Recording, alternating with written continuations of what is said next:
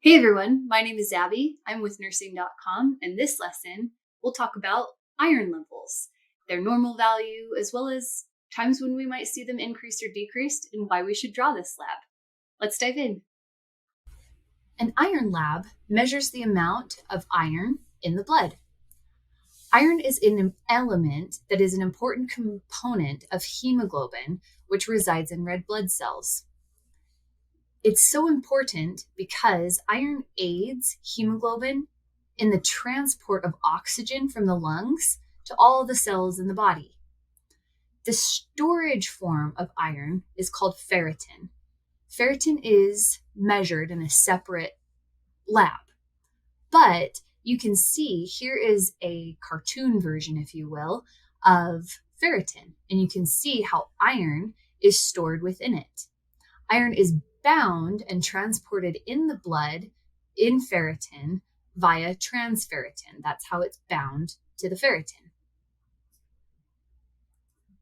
Some clinical indications for taking an iron lab would be if there has been a major amount of blood loss, hemochromatosis, like this individual with the thin legs in the picture, if there's a known malabsorption of iron, so this could be some type of autoimmune disease or a poor diet, even different types of anemia, or it could be to identify an iron overload.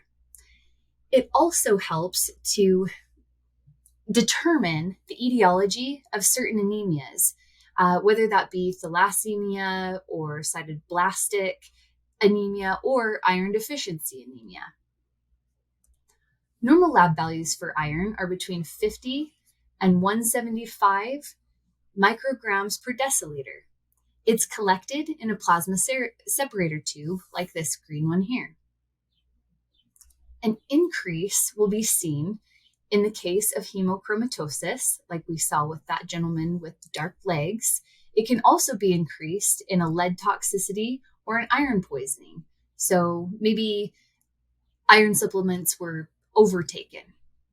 It could also be increased in acute liver disease because iron can bind itself within organs and cause a lot of organ damage. It can also be increased in patients that have multiple blood transfusions. It's also going to be increased in hemolytic anemia because those red blood cells are blasting open and spitting out contents like the hemoglobin and iron. And also sideroblastic anemia. It will be decreased in the case of blood loss. That could be from a heavy GI bleed. It could even be from heavy menstruation or chronic hematuria. It's also related to hypothyroidism and, of course, iron deficiency anemia. And then, as we mentioned, it can also be due to inadequate absorption.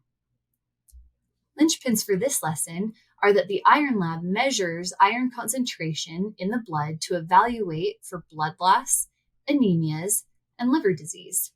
Normal values are between 50 and 175 micrograms per deciliter, and we would see an increased value if there was an excess intake of iron, like in poisoning, those that get regular blood transfusions, and in certain anemias, like hemolytic anemia.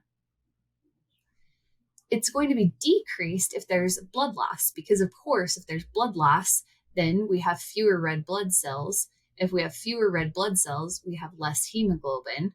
And if we have less hemoglobin with iron bound to it, right? It's all making sense. It's also linked to an iron deficiency and a lack of absorption. Now, you all did great on this lesson. I hope that contributed to a great understanding. Now go out and be your best self today, and as always, happy nursing.